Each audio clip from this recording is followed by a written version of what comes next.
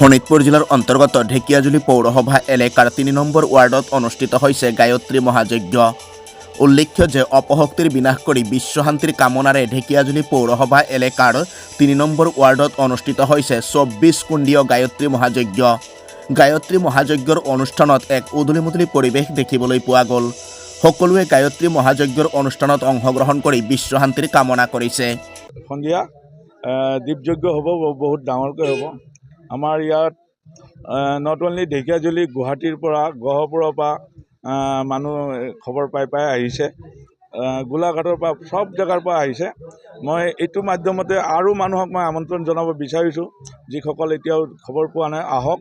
আমাৰ ইয়াত জগত কল্যাণ, বিশ্ব কল্যাণৰ যোগেদি আমি যোনটো যজ্ঞ কৰি আছোঁ, চবে এই যজ্ঞৰ পৰা সুফল পাওক।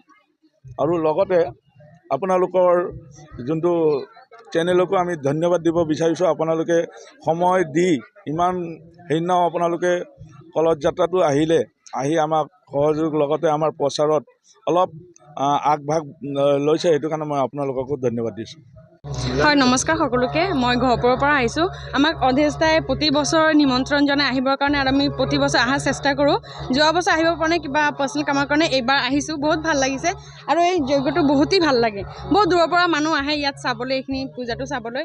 আৰু আমাক যে মানে মাতিছে, আমি এইটোৱেই মানে বহুত ভাল লাগিছে যে এখেতে আমাক মাতিছে, মানে এখেতৰ চিনাকি সূত্ৰে আমাক মাতিছে, আমি আহিছোঁ ইয়াত, বহুত ভাল লাগিছে।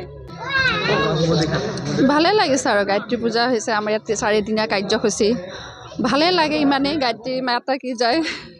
बहुत अच्छा लग रहा है। यहाँ पे प्रोग्राम हो रहा है, सुबह शाम आना होता है और उत्साह के साथ सब आता है।